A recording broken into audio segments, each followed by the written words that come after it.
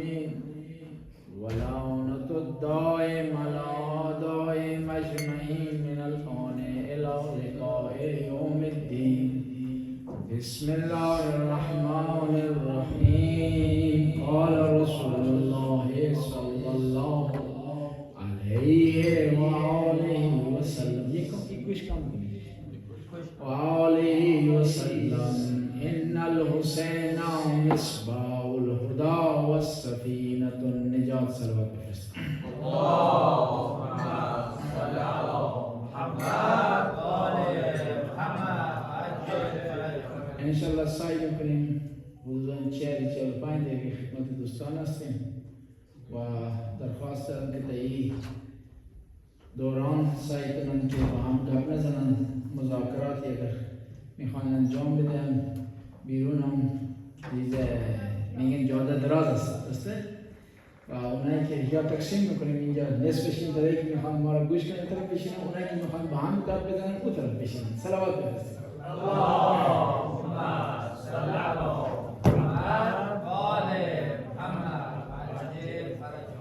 ما که خدمت دوستان باشیم از راه دور آمدیم، دست شما سعی کنیم به توجه کامل به عرایض بنده گوش بدید و تا بتوانیم در محضر اهل بیت سرخوش شویم. پیامبر اسلام فرمودند که ان الحسین مصباح الهدى و سفینة النجات، که حسین چراغ هدایت است و کشتی نجات است. یعنی کسی که میخواد در تاریکی راه را پیدا کنه باید دنبال روی حسین باشه و همچنین کسی که در آب و در بحر و دریا گرفتار آمده تنها راه نجات او امام حسین است. ما تو زندگی مشکلات گوناگون داریم، هیچ کس از مشکلات خالی نیست. اونی که پیسه نداره، پول نداره، نادار است، اون مشکلات داره که دیگران نداره. اون مشکلاتش اختصاص به خودش داره، ولی اون کسی که ثروت داره اون مشکلاتی داره که ممکنه آدم فقیر اون مشکلات نداشته باشه. پس ما اگر میخوایم از این مشکلات نجات پیدا کنیم در امام حسین رو برای خودمون انتخاب کنیم و این مخصوصا شبهای عزاداری، این عزاداری امام حسین است. عزاداری امام حسین هیچ عبادتی نمیتونه با این عزاداری برابری کنه. میگن که تو هندوستان یک طایفی هم که اینا مسلمان نیستن، هندو هم، ولی عزادار امام حسین هستن، مجالس شرکت میکنن، سینه زنی میکنن و شبای محرم مجالس میگیرن برای امام حسین. یکی از اینا فوت کرده بود، چون هندو ها دفن نمیکنن، اینا میسوزونن مرده خودشون، مثل ما خاک سپاری ندارن. این جای مخصوص داره، مرده رو میبرن اینجا میسوزونن. این چون هندو بود خاک سپاری برای این صورت نگرفت، بردن که بسوزونن کل بدن این سوخت ولی دستش و سینهش آتش نتوانست اینو بسوزونه. ما و اینا اگر بدنی و مرده نتوانن بسوزونن فکر میکنن که این گناهگاره. همینطوری که داستانش شده که بعضی هستن اینا را قبر جا نمیه بیرون میندازه، بس طرف گناهگاره، قبر هم زمین هم تحمل نمیکنه که این تو زمین جا بگیره. اینا موقعی که یک مرده رو بیارن نتوانن رو بسوزونن فکر میکنن که این گناهگاره، خطاکاره. این دیده که دستش نمیسوزه، سینهش هم مونده. هر که فکر کردن از اون رؤسای مذهبی خودشون سوال کردن کسی نتونست پاسخ بگه. اونجا یکی از روحانیون شیعه بود، گفت من پاسخش میگم، چون این عزادار بود و دست و سینهش میزاد در غم امام حسین، به خاطر این آتش نمیتونه این بدن را بسوزونه. بدنی که در راه امام حسین غم زده بوده، غم شریک بوده، عزاداری کرده. دستی که در راه امام حسین بلند شده، این آتش این دنیا هم نمیتونه بسونه، آتش آخرت هم نمیتونه. چقدر مقام بالایی دارن عزاداران امام حسین. آیت الله بروجردی استاد امام خمینی، یک شخصیت بزرگواری، چندین کتاب نوشته، مرجع زمان خودش بود. چندین کتابی حدیثی داریم از ایشون، معروف. ایشون در خواب دید که محشر است و ایشون تو صف ایستاده که میخواد حساب پس بده. با گرما طاقت فرساست، مردم دارن تو گرما ایستادن که میخوان حساب بده و این قدر گرم است که همه دادشون بلند شده از گرما. آیت الله بروجردی تو وای صف ایستاده که میخواد حساب و کتاب بده، منتظر نوبت خودش.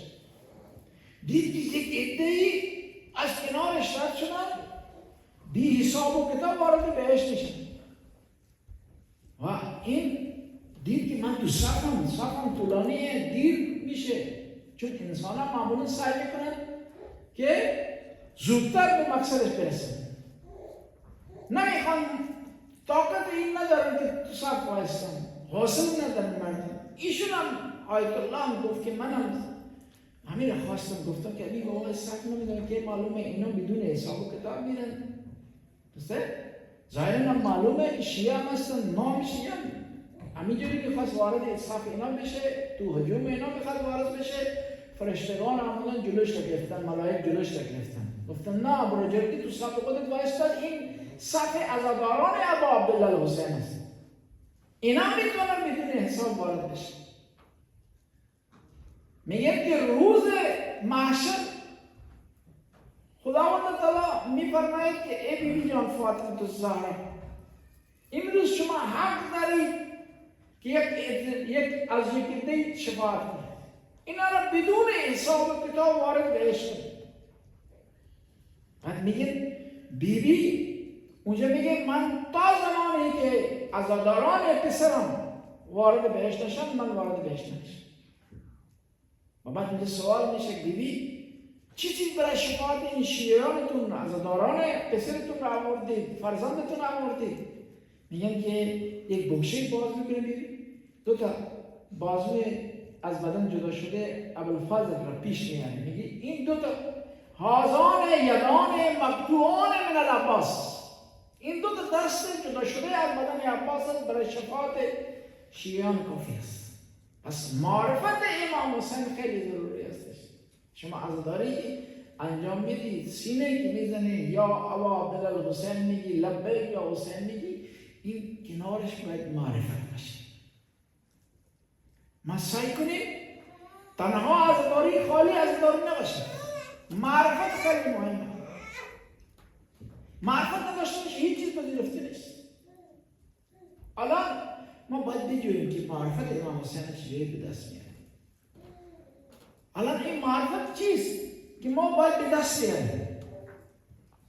یک دفعه من تو حسینیه بودم، یک بنده خدا عجله داشت، گفت که من میخوام معرفت امام حسین رو به دست بیارم، تو یک جمله برای من بگی که چه کار کنم. درسته؟ عجله هم دارم، سخرانی طولانی نمیخوام که شما آخونده پس این شروع میکنیم بعد ساکت هم نمیشه. مثل اون رادیوی کهنه بود زمانه که موقعی که استارت میشد نمیتونستی رو خاموشش کنی، بعد هر میزدی این بار آخرش قسمت اگر میشد خاموش میشد. من تو یک جمله بهش جواب دادم، گفتم معرفت امام حسین اینه که پسند امام حسین رو پسند داشته باشید، چیزی که امام حسین دوست داره رو دوست داشته باشید، چیزی که امام حسین از اون دوری بجوید از اون دوری بجوید. این معرفت امام حسین است. اینجا خیلی مهمه که ما بدونیم کدوم چیز رو امام حسین دوست داره و از کدوم چیز امام حسین دوری بجوید. امام حسین نماز رو خیلی دوست داره که 9 محرم این نامه جیبا حمله ور شدن، هجوم آوردن. امام حسین دید که ابوالفضل جلو ایستاده، اینا هجوم آوردن، گفت که استاد چی؟ درنگ کنید، توقف کنید. من برم از مولان آقای امام حسین اجازه بگیرم ایشون چه دستور میده. یعنی چقدر اطاعت داره ابوالفضل. زور ابوالفضل شجاعتش نشون میده که یک دفعه اینا عقب برانه. و میدونست اگر میخواست میدونست اینا عقب برانه. ولی چون دستور نبود از ابا عبدالله الحسین که جنگی را آغاز بنماید، گفت سهرا پایین انداخته، گفت اجازه بدید که از مولان اجازه بگیرم. حالا که مولد گرفتن برای ابوالفضل کار سختیه، جنگیدن کار آسانیه برای ابوالفضل، ولی چون دستور نداره است. آمد خدمت ابا عبدالله الحسین، گفت که به این نجیبه بگی که من یک شب مولد میخوام برای نماز، برای عبادت. یک شب مولد میخوام. برای این که نیرو جمع کنه مولد نخواست. حالا که نیرو نیاز داشت. 72 تن کجا؟ 30,000 کجا؟ برابر یک نفر 420 نفر قرار گرفتن. شوخی نیست. من میگم یزید خیلی ناانصاف بوده. بی‌عدالتی خرج کردی. در مقابل یک نفر 2 نفر میفرستادی، 4 میفرستادی، 5 میفرستادی، 10 نفر میفرستادی. 420 نفر در برابر برای یک نفر فرستادی. و فداشم شهدای کربلا هیچ حراسی به دل خودشون را نداد. هیچ پریشانی به اینا غلبه پیدا نکرد. 30,000 نفر که هر نوع سلاح دارن، تا دندان مسلح هستن و هر نوع رسد بهشون میرسه، هر نوع کمک بهشون میرسه. تنها 72 تن، بین اون 72 تن عده زیادی زیر سن بود. بین این 72 علی اصغر هم داریم، آن محمد هم داریم. بین این 72 تن 12 سالی هم داریم، 13 سالی هم داریم. ابوالفضل امام گفت که بینا بگی که ما نماز میخوایم پاپا کنیم، به ما اجازه داد. یعنی به ما دست داد که در عالم جنگ، در عالم معاصره که دشمن دور امام حسین و اصحابش را معاصره کرده، اینا فقط میخوان عبادت بجا میخوان خدا را یاد کنن، ذکر خدا را بجا. میگن که راوی میگه که من وارد خیمه شدم، پرده خیمه را که برداشتم دیدم که همه اصحاب امام حسین دیدم که یکی تو سجده، یکیش تو رکوع، یکی در قیام، یکی در تسبیح میگه، یکی در قرآن تلاوت. دقیق کالدقیق النحل، مثل زنبور اسد طوری قرآن میخواند، مثل صدای زنبور اسد بلند میشد از خیمه‌اش. نزدیک صبح بود که ابوالفضل عباس دید که 2 نفر به خیمه امام حسین دارن نزدیک میشن. نگران شد، شتاف جلوی اینا را گرفت. گفت چیکار دارید؟ گفتن که ما طول شب صدای قرآن را شنیدیم از زبان مبارک ابا عبدالله الحسین، این ما را جلب کرد، ما را تحت تاثیر قرار داد. میخوایم بریم از ابا عبدالله الحسین بیعت کنیم، دست ابا عبدالله الحسین بذاریم، میخوایم بیعت کنیم، مطیع میخوایم باشه. گفت اینطوری نمیشه، سلاحتون رو به من تعبیر بدید، کفش را در بیارید، با آرام برید، نکنه صدای پایتون مزاحم بچه حسین بشه. چون من قول دادم از مدینه موقعی که راه افتاد که بچه امام حسین تا من هستم نباید پریشان شد، نباید نگران بشن، نباید حراس به اونا غلبه پیدا کنه. ممکنه این صدای سلاحتون به گوش بچه امام حسین برسه، اینا فکر کنن که با بودن ابوالفضل دشمن به خیمه نزدیک شد. امکان نداره.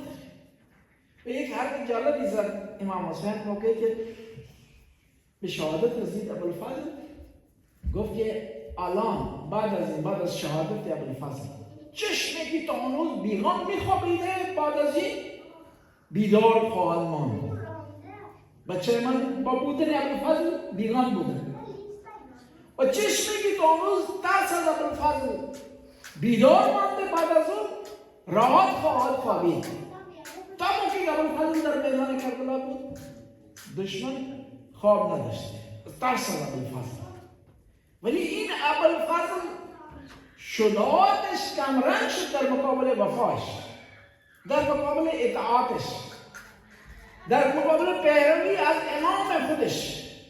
ما دست داد که ما اگر توانا باشیم، شجاع باشیم، این شجاعت ما به کار دین بیاد، این شجاعت را به کار ببندیم در پرهیز نمودن از گناه. شجاع کسی است که بتونه خودش را از گناه نگه داره.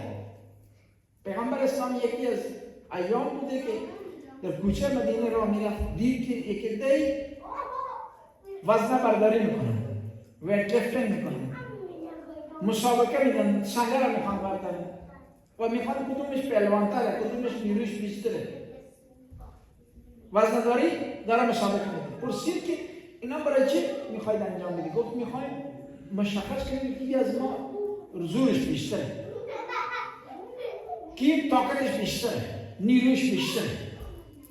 پیغمبر فرمود اون کسی نیروش بیشتره که بتونه خودش را از گناه نگه داره، از خطا بپرهیزه.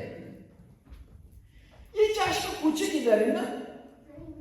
این پردهش خیلی سبکه، وزنی نداره، ولی بعضی موقع در برابر گناه کار سختی است که چشم را انسان ببنده، این پرده را پایین بیندازه.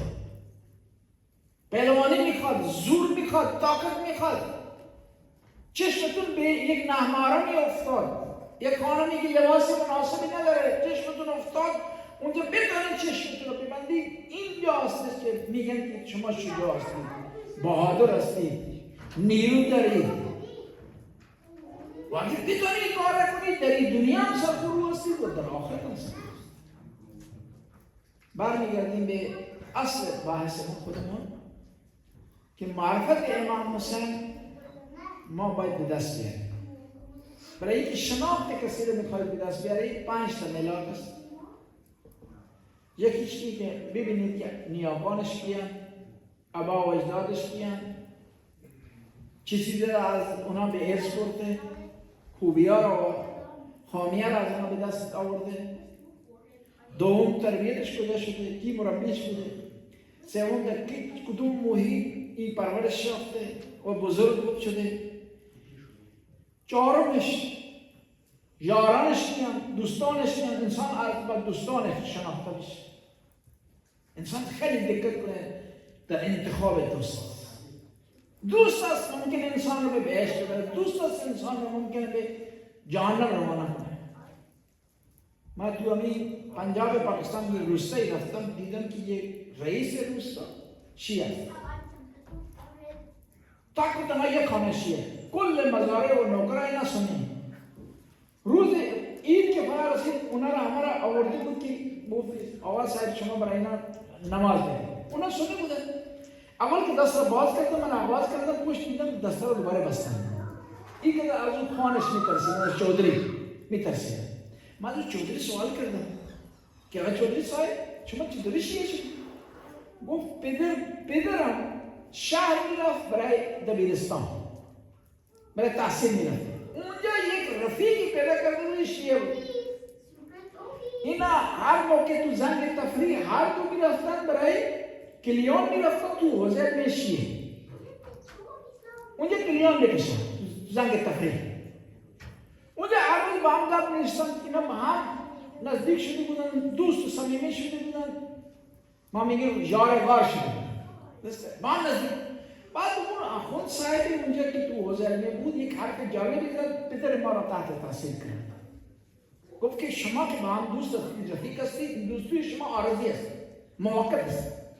ما گفتیم چجوری موقت؟ ما هر روز با هم نشینیم، درد دل میکنیم، بعد نسبت یک دیگه دردگه داریم، دلسوز هستیم، نسبت همدردی داریم، چجوری میشه که ما عارضی باشیم؟ گفت عارضی است. چجوری؟ دلیل بیاری آخوند صاحب. گفت دوستی شما فقط در این دنیا است، در آخرت نمیتونه باشه. گفت چجوری؟ گفت این که اهل بیت را دوست داره میره بهشت، شما که علی بیست دوست دارید جای دیگر میرید، ما هم ارتباط نداریم، ما تلفن هم که نیست، اینترنت که با هم ارتباط داشته باشید، درسته؟ که جانم تلفن را یا اینترنت را واسه کنن، جیسه G5 و G6 یا موبایل داشته باشید. بیشتر ممکن داشته باشید موبایل ولی جانمی ندارن، درسته؟ شما لازم این دنیا دوستی تو است، فقط آخرت نمیشه. گفت چیکار کنیم که دوستی ما اینجا باشه در آخرت هم باشه، در آخرت هم اینجا باشه. گفت که شما مثل این پیرو اهل بیت بشید. گفت اونجا این حرف اون اخوان صاحب ما پدر ما را تحت تاثیر قرار داد. پدر ما شیعه شد. یعنی دوستی چقدر تاثیر داره. و امام حسین هم یک دوستی داشت تو کربلا. امام حسینی که به یارانش میگفت که شما میتونید برید، ولی یک دوست رفیق صمیمی داشت، حبیب ابن او را از کوفه خواست. اون هم حق دوستی را به جا آورد، حق یاری را به جا آورد، حق رفاقت را به جا آورد. از کوفه راه افتاد، آمد تا کربلا رسید، خودش را به شهادت رسوند و بهشتی شد. دوستی خیلی مهمه. الان اینه که ما چه کار کنیم که چه دوستی انتخاب کنیم؟ درسته؟ رو پیشانی مردم که ننوشته که آدم خوبه بده. امام علی یک سری ملاک را برای ما نشان میده که اون ملاک اگر فرد طرف داره او را به دوستی برگزینیم. یعنی که ایاک و مصادق الاحمق، سعی کنی از فرد احمق دوستیش بپریزی.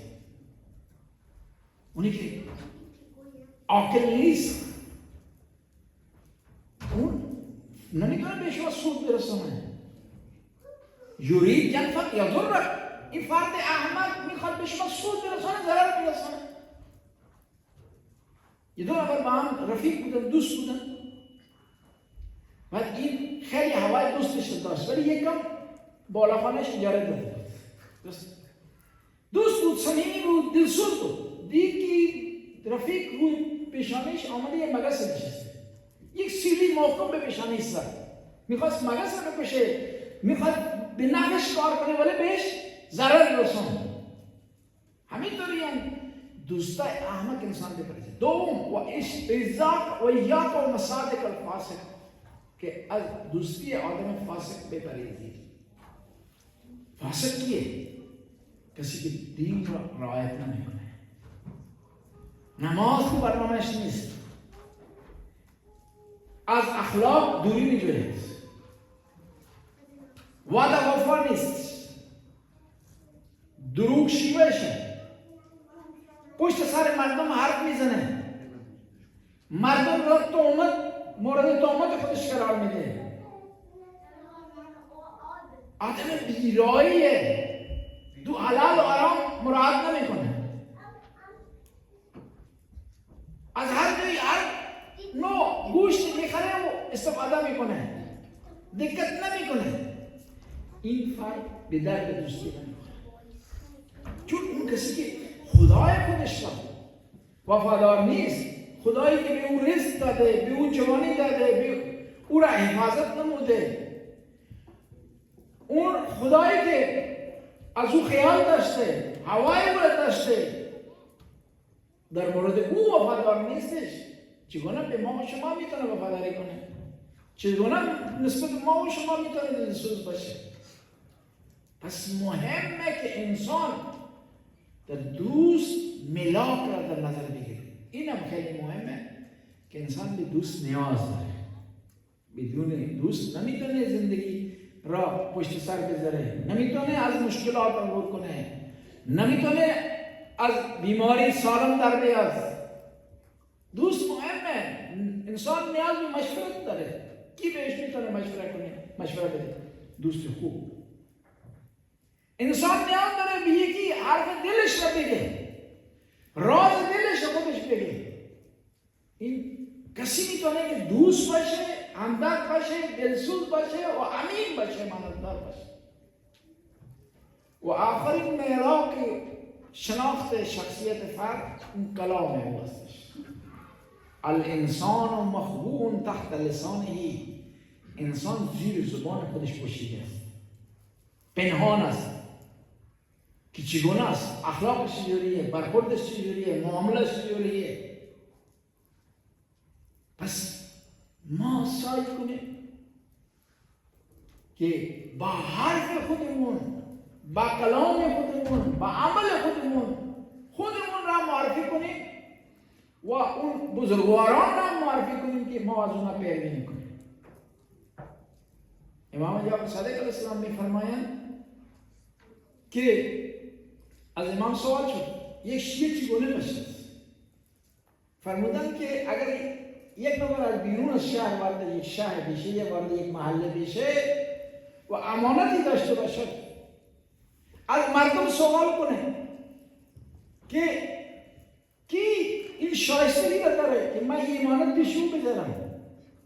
اما مردم محل میگن که فلانی شیعه امام جعفر صادق است، از او امینتر نداره، از او دیانتدارتر از نداره، پیش او میتونی امانتتون رو بذارید. عرض کردم که امام حسین از جد خودش و از پدر خودش فضایلی را به ارث برد که دیگران نداشتند. دیروز بعضی از فضایل پیامبر اسلام را برای شما بازگو نمودیم. امروز برخی از ویژگی‌ها و فضایل امیرالمومنین را مطرح می‌نماییم. صلوات بفرستید. اللهم صل علی محمد و آل محمد. از امام علی سوال شد که شما افضل هستید که آدم افضل است؟ امام علی فرمود که اگرچه خوب نیست که انسان خوبی‌های خودش را از زبان خودش بازگو کنه، ولی قرآن میگه و اما به نعمت ربه فحدث، که نعمتای خدا به شما داده اونا را بازگو کنید. یه نوع شکرانه است، یه نوع تشکر است در بارگاه الهی. بعد فرمودن که من افضل هستم. اون طرف گفت که دلیلش چیه؟ امیرالمومنین فرمودن عصا آدم ربه فغوا، آدم پروردگار خودش را عصیان کرد، ترک اولا از او سر زد. خطایی که از پیامبران سر زده یا سر میزنه اون را نمیتونیم گناه بگیم، چون اگر بگیم که نبی میتونه گناه کنه کل نبوتشون زیر سوال میاد. گناه که بس محدود نمیشه به کار مخصوصی، زبانم میتونه گناه کنه، عملم میتونه گناه کنه. اون کسی که میتونه خطا کنه حرفش اعتبار نداره. از کجا معلوم این چیزی که میگه که از طرف خدا آمده به این خطا نباشه؟ ما به خاطر این معتقدیم که انبیا همشون معصوم هستند. اهل سنت در این مورد اختلاف داره. اهل سنت میگه تا موقعی که اعلان نبوت نشده نبی میتونه گناه کنه. و بعد هم یه گفته‌ای که میگن که بعد از اعلان نبوت هم کارهای پیامبر دو قسمت میشه، عمل پیامبر دو قسمت میشه. اونی که مربوط میشه به دین و شریعت اون از خطا پاکه، محفوظه. اونی که دین و شریعت معلوم نمیشه، چیزه ربطی نداره، ده اون میتونه نبی کنه. ما میگیم نه، از اول ولادت پیغمبر تا زمانی که در دنیا حضور داره پیغمبر، رسول، نبی، اون معصوم است. حضرت آدم، امام علی فرمودن آدم ترک اولا کرد ولی از من هیچ خطایی سر نزد. عصا آدم ربه فغوا.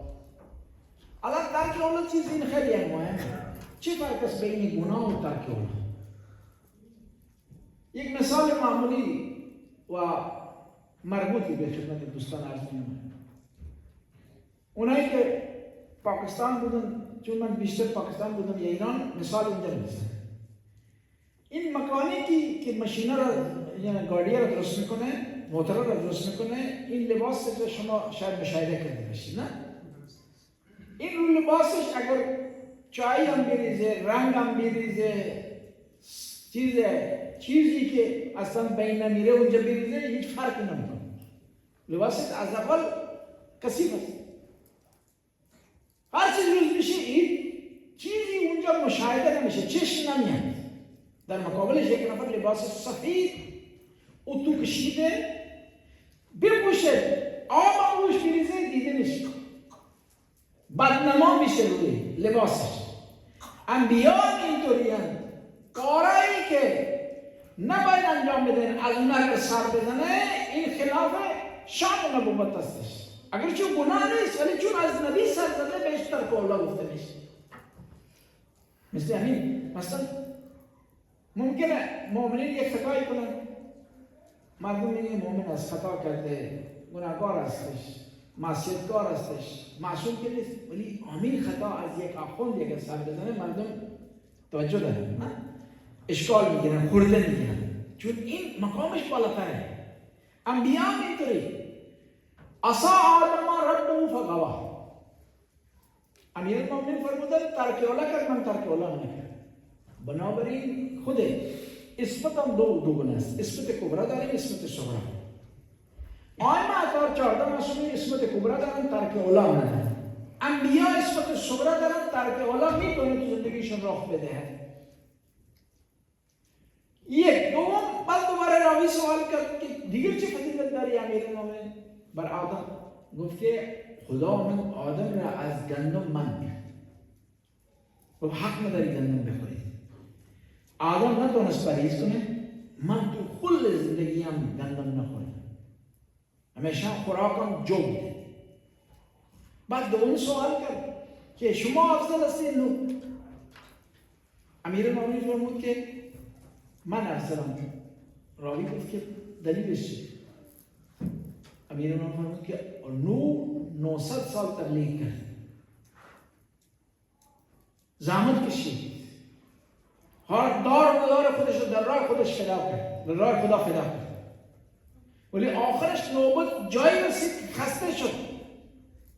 یکی از همین پیروانش یکمش آمده یک سنگ زده، نور از زخمی ساخته، مجروح ساخته، نو آمد به دعا داد، نفرین کرد.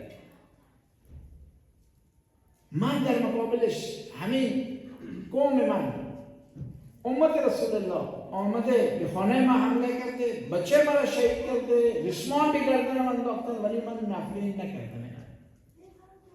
پس در امتحان من نسبت نو پیروز از امتحان و کامیاب در آمدم. بعد راوی سوال کرد که شما افضل هستید یا حضرت ابراهیم؟ امیرالمومنین فرمود من افضل هستم، من مقامم بالا، جایگاهم بالاتره. راوی گفت که چه دلیل داره؟ گفت یک روزی رسید که ابراهیم به خدا گفت که کیف تحیی الموتی، خدایا شما چجوری مرده را زنده میکنید؟ به من نشون بدید. افلم یطمئن، خدا گفت که آیا اطمینان نداری، قبول نداری که من میکنم؟ گفت قبول دارم که شما میتونید زنده کنید، ولی میخوام اطمینان بیشتری به دست بیارم. دستور آمد که 4 تا پرنده بگیرید، اینا را کیمه کنید، با هم قاطی کنید و این را به 4 قسمت کنید، رو کوه مختلف بذارید و صدا بزنید، اینا دوباره زنده میشن میان پیشت. امیرالمومنین میگه که حضرت ابراهیم یقین نداشت، ولی در مورد خود امیرالمومنین خودش میفرماید که لو کشفت لی الغطاء مزددت یقینا، اگر کل پرده جهان کنار برود به باور علی هیچ چیزی افسوده نخواهد شد. یعنی باور علی به این مقام و منزل است، چیزی از این پنهان نیست.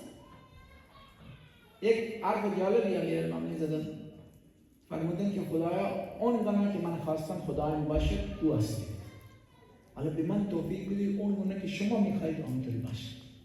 این یک جمله اضافه میکنیم. امیرالمومنین امام ما هستید، بزرگوار ما هستید، سید ما هستید، سردار ما هستید. اون گناه که ما میخواستیم امام ما باشه شما بالاتر از ما هستید. الان به من توفیق بدید که اون گناه که شما میخواهید ما باشیم. امیرالمومنین با شجاع است، علم داره، سخی هستش. ما هم سعی کنیم که امیرالمومنین اون جونه که میخواد شیعش باشد ما هم بدانیم اونطور شیعش باشیم. تو یکی از ایام بوده که امیرالمومنین یک غلامی داشت، اسمش کمبر بود. این شبیه آمد نفس داره میکشه، عجله داره. گفت امیرالمومنین یکی ده شیعان شما آمدن مسجد و شما را میخوان.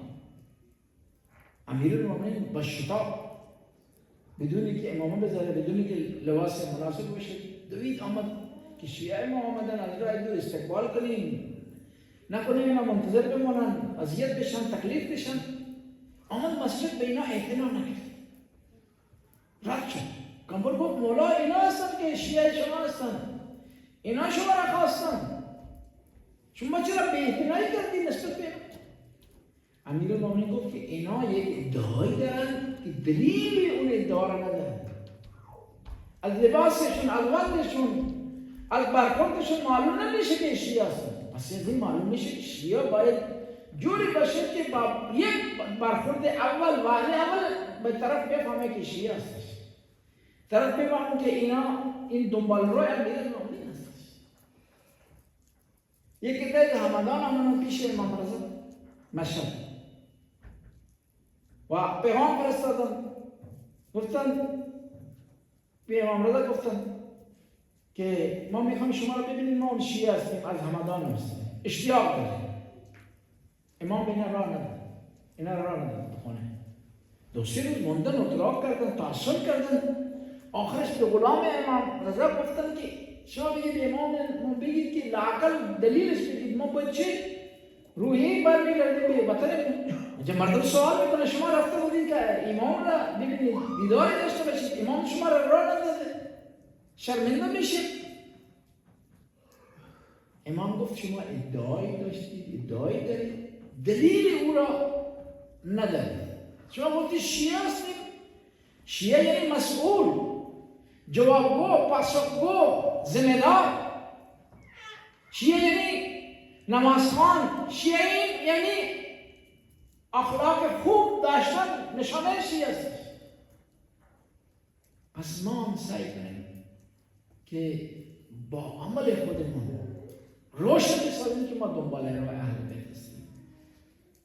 مردم ما را ببینن به یاد اهل بیت بیفتن، ما را ببینن به یاد عبادت امیرالمومنین بیفتن. امام جعفر صادق می‌فرمایند کونوا دعاة للناس بغیر السنتکم، مردم را با عمل خودتون به طرف ما بخوانید. تو این موقع میتونیم مردم را پیام اهل بیت برسیم که خودمون پیام اهل بیت رو یاد گرفته باشیم. امام رضا می‌فرمایند رحم الله عبدا احیا امرنا، خدا رحمت کنه اون کسی که ولایت ما را بازسازی کنه، تشکیل نو بدهد، احیا کند. راوی سوال کیف یحیی امرکم، مولا چجوری میتونیم ولایت شما را احیا کنیم؟ تعلم علومنا، که علم ما را به دست بیاره، احادیث ما را یاد بگیره، و علم الناس، و مردم را این احادیث ما یاد بده. لو علم الناس محاسن کلامنا لاتبعونا، اگر مردم از کلام ما آگاه گردن حتما از ما پیروی خواهند کرد. پس این مهمه که انسان خودش اول یاد بگیره. الان از یک بچه کوچکی سنی باشه سوال کنی که آقای کتب حدیثی چند تا؟ میگه 6.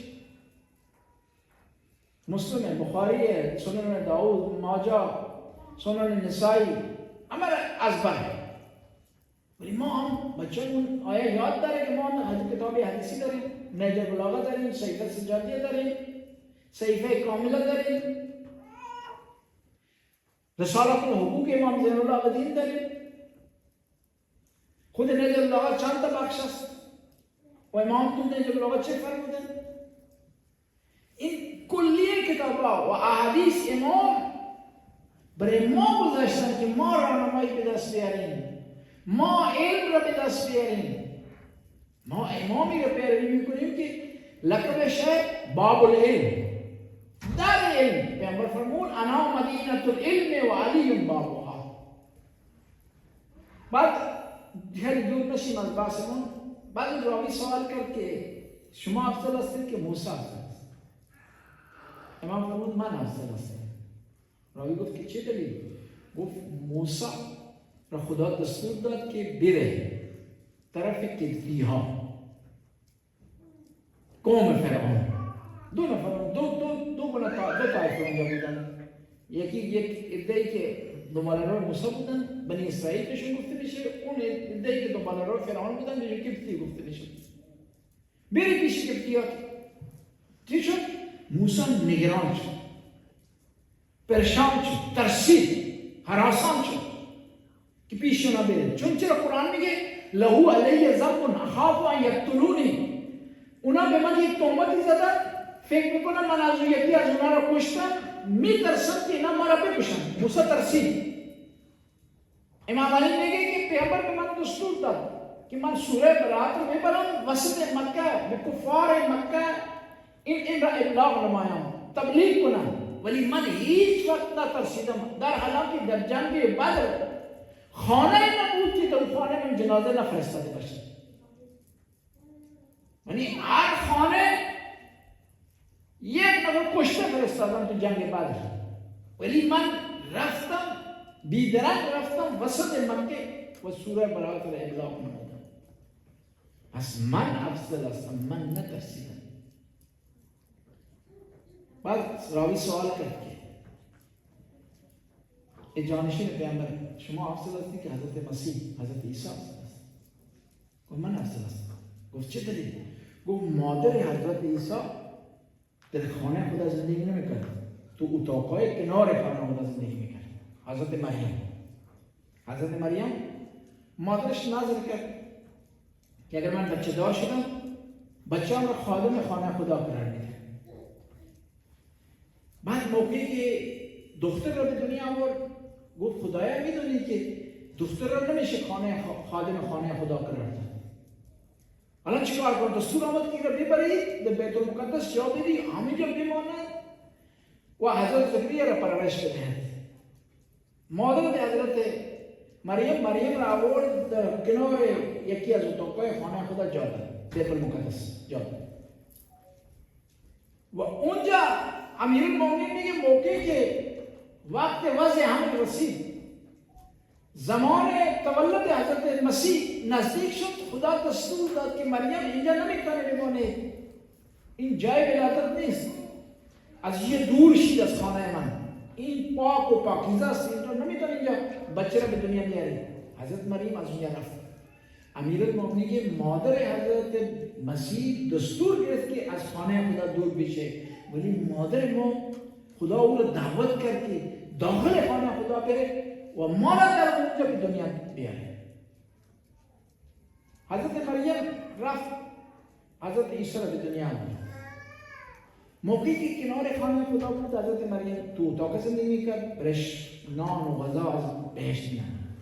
که حضرت زکریا سوال کرد ان لک هذا، ای از کجا میاد؟ گفت من عند الله، از طرف خدا میاد. ولی موقعی که رفت از این خانه خدا بیرون، بچه را به دنیا آورد، این غذا و خوراک قطع شد، خوراک بهشتی قطع شد. مریم صدا زد خدایا قبل از این خوراک بهشتی داشتم تنها بودم، الان که دو نفر هستیم بچه هم چرا غذا نمیکنید؟ گفت نه، الان این درخت را تکون بدید، این درخت خشکیده را تکون بدید و میوه از بالا میرسه. مریم سوال کرد که خدایا اونجا بودم نیاز به زمان نبود، اینجا زحمت باید بکشم این رو تکون بدم. گفت اینجا وضع فرق کرد، چون اونجا محبت خالص برای من بوده، غذا من می‌فرستادم، الان محبت تقسیم شده بین من و عیسی، لذا نصف کار رو تو انجام بدی، نصف من انجام میدم. امیرالمومنین میگه که مادر 3 روز در خانه خدا ماند و هیچ شکایتی از گرسنگی نداشته، تشنگی نداشته، از بهشت میوه و غذا می آمده. بعضی میتونن سوال کنن که بعد از دنیا آوردن امام علی، مادر امام علی هم بچهش را دوست داره، محبتش تقسیم شده، ولی بعض هم از بهشت غذا میاد. جواب میاد که محبت علی محبت خداست. مادر علی را دوست داره، گویا خدا را دوست داره. پس امیرالمومنین مقام والایی دارد که هیچ کس نداره و همین مقام را، همین منزلت را، همین خصلت را، همین ویژگی را امام حسین از باباش به ارث برده. امروز شب 4 است، روزه هر خوانده میشه. هر نماز توبه است، الگوی توبه است، الگوی برگشتن است. هر میتونه برگرده، ما میتونیم برگرده. هر میتونه از گناهش، از خطاش دست بکشه و بخشیده بشه، ما میتونه بخشیده بشه. فرقی نمیکنه امام حسین و ببینیم یا نمیبینیم. خود امام حسین حضور داره اینجا. بیاییم مثل هر امروز توبه کنیم، از گناه دست بکشیم، در امام حسین برگردیم. بزرگوار است و میبخشن، میپذیرن. موقعی که هر از کوفه آمد بیرون با 1000 لشکر، صدای شنید، گفت هر طرف بهشت داری میری، بهشت بهت مبارک باد.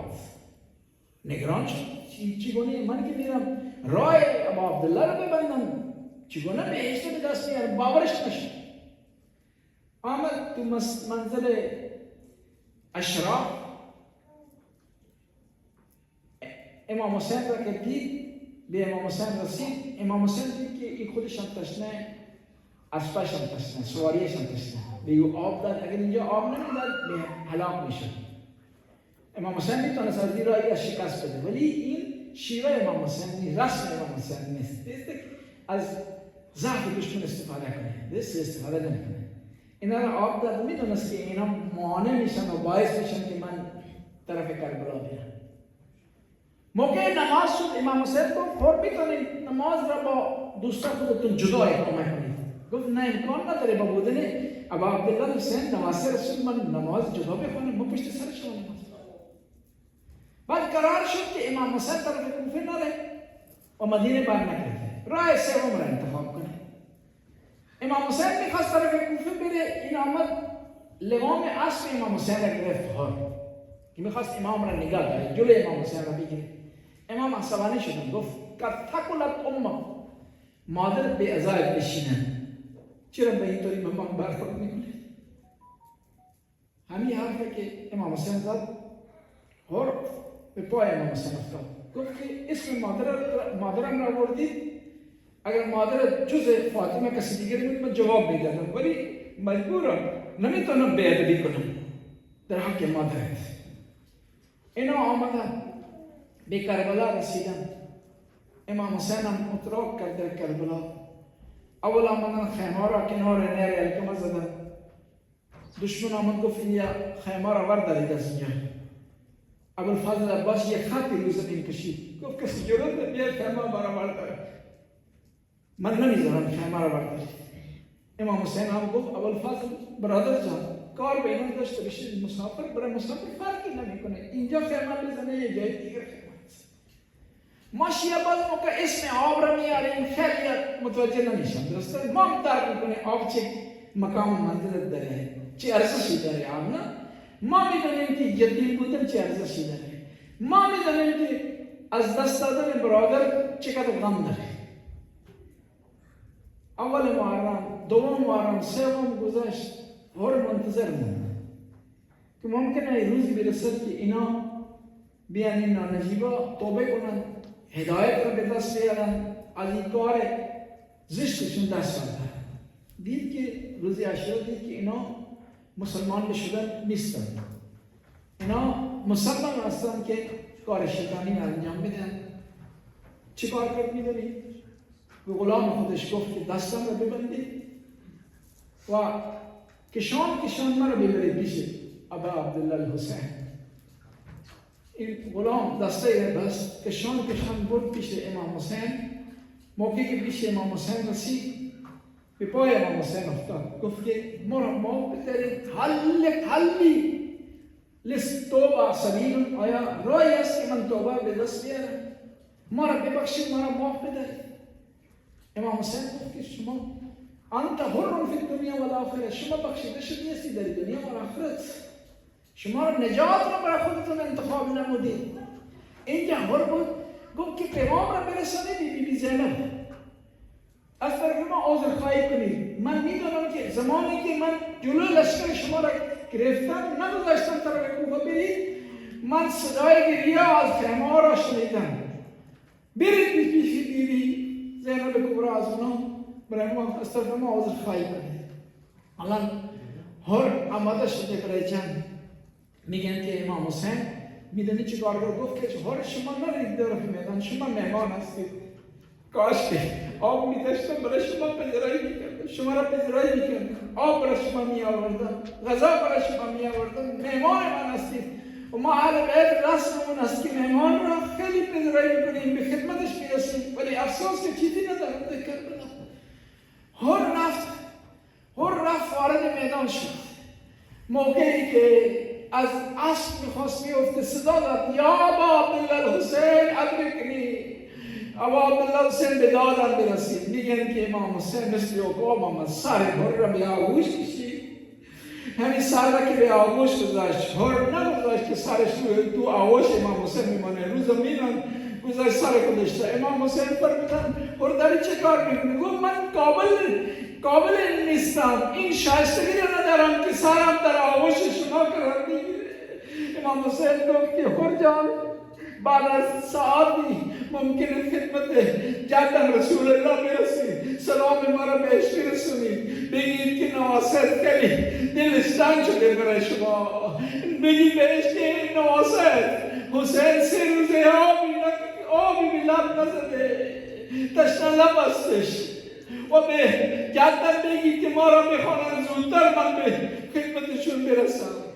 میگن که امام حسین دید که یک فواره خونی از پیشانی هر داره بلند میشه، هر کاری کردن خون بند نیامد. یک دستمال مادرشون از جیبشون در آوردن رو پیشانی گذاشتن، این رو پیشانی خون به بند آمد. هر را آمدن خاکسپاری نمودن.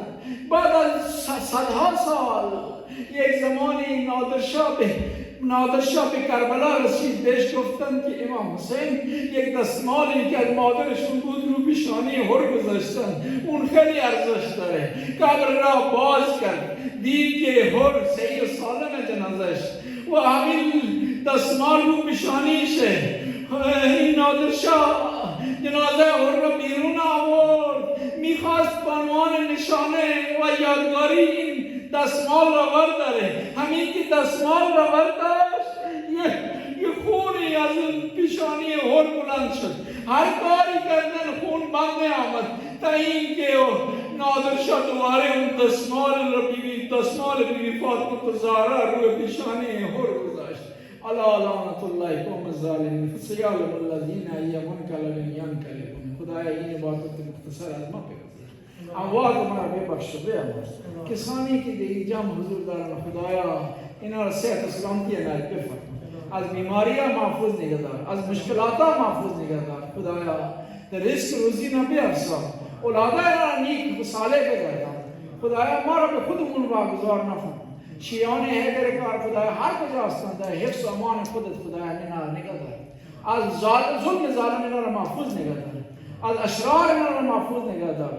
خدایا در کل جهان الان عزاداری است، دستای عزاداری به خیوان راه افتادن. خدایا مجالس اینجا بپاست، حتی کل دنیا خدایا مجالس بپاست. از این مجالس خدایا حفاظت بنا. خدایا نزداری از ما بپذیر. خدایا تو غفور رحیمت ظهور امام رمضان تعجیل بفرما. ربنا آتنا فی الدنیا حسنه و فی الاخره حسنه و قنا عذاب النار. اللهم صل علی محمد یا حسین.